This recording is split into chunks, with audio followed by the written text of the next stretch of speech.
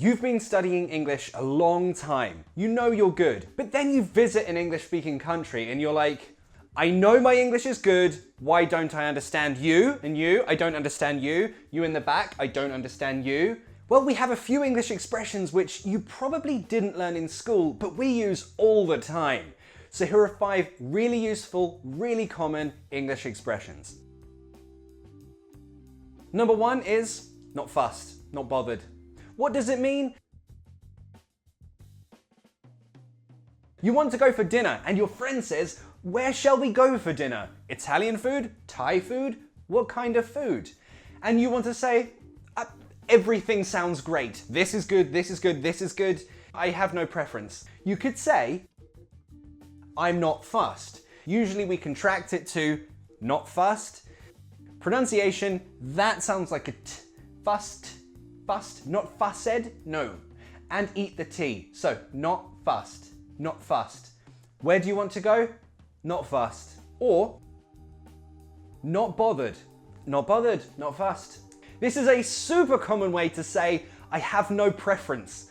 Whatever you suggest, I'm happy with it. And personally, I am terrible at making decisions, so I use that expression all the time. Where do you want to go? I'm not fussed. What do you want to do today, Ali? I'm not bothered. You're really not helpful. This is basically every conversation I ever have with my friends. Number 2, fair enough. Pronunciation, be careful of that end R. Remember, British English has linking R, so that end R sound links into the next word. Fair enough. Fair enough. Say it with me, fair enough. When do we use it? We want to say, that's acceptable. That's okay. I accept that. That's fine.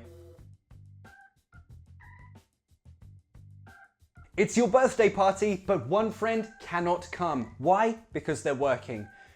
I mean, it's bad, but you're not going to be angry at your friend for working. They have to work. So your response is going to be, that's fair enough. You have to work. I understand. Now the whole sentence is, that's fair enough, but most commonly we lose that. Oh, you have to work? Fair enough. So in arguments, this is a great way to stop an argument when you don't want to continue arguing. Maybe you and another person have different opinions on religion, politics, whatever. You want to stop the argument. For example, I love Trump. Very simply, you can say, you love Trump. Fair enough, fair enough. This stops an argument because you're saying, okay, that's your opinion, this is my opinion, you're not going to change my mind, I'm not going to change your mind, let's stop. Done. The next one is to say, I suppose so. Commonly we lose the I and we just say, suppose so. But in conversation we speak fast, so it sounds like, s'pose so. S'pose so. But what does it mean?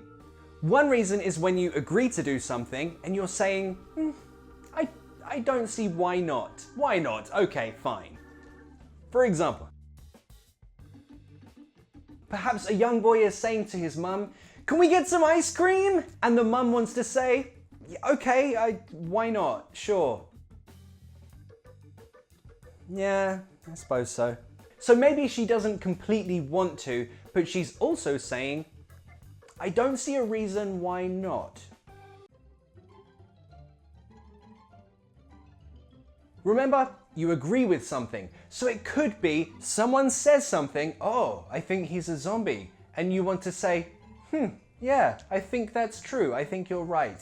You could say, yeah, I suppose so. Looks very zombie. Remember the pronunciation. The U, we usually drop it. Sounds more like s'pose. S'pose. S'pose so. Next one, I'm afraid. Blah, blah, blah. Remember that I'm afraid means I'm scared. Ugh. But in another context, you can use it to say in a polite way, I'm sorry, but blah, blah, blah. So it could be to refuse something. It could be to give information, which is maybe bad news. If someone invites you to something, can you come to my party? But you want to say, I'm so sorry, I can't. Then you could say this. I I'm afraid I can't. The pronunciation. We've got the schwa, afraid, afraid. I'm afraid. I'm afraid I can't. Pronunciation, be very careful. Ah. Say it with me. Ah. Can't. I'm afraid I can't. I'm afraid I can't. Remember, of course, in this context, I'm afraid means I'm sorry, not I'm scared. Now, we're missing a word here. I'm afraid that I can't. But typically we don't usually put the that. We just say, I'm afraid I can't. I'm afraid he can't, she can't. Or much more simple and more versatile, I'm afraid not. I'm sorry, no. Do you want to come out tonight? I'm afraid not. Are you feeling super British now? Well, you should after this fifth expression, which is this. May as well or might as well. This expression is super common. You definitely need to learn it. So, what does it mean? How do we use it? You arrive at a party and the party is rubbish. There's like one person you don't like and the music is rubbish and you're thinking, oh, if I had stayed at home, that would have been better than here. Or at least no different, no more or less level of fun. Then you can say this. I might as well have stayed at home. Pronunciation. Eat the tea. I might as well. Might as well. Say it with me. Might as well. I might as well. Grammar, have stayed. We've got present perfect. That is because it's a past action. To stay at home, that will be a past action. So, have stayed. And remember, of course, you can say, I may as well have stayed at home. This also could be a response to a suggestion. When you want to say, well, there's nothing better to do, then you can also use this. Should we go home? He can say, yeah, might as well. Now this is the short version. What's the long version? We might as well go home.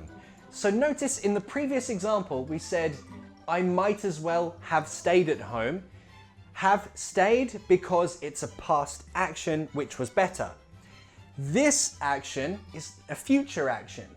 Might as well go home in the future. There's no have.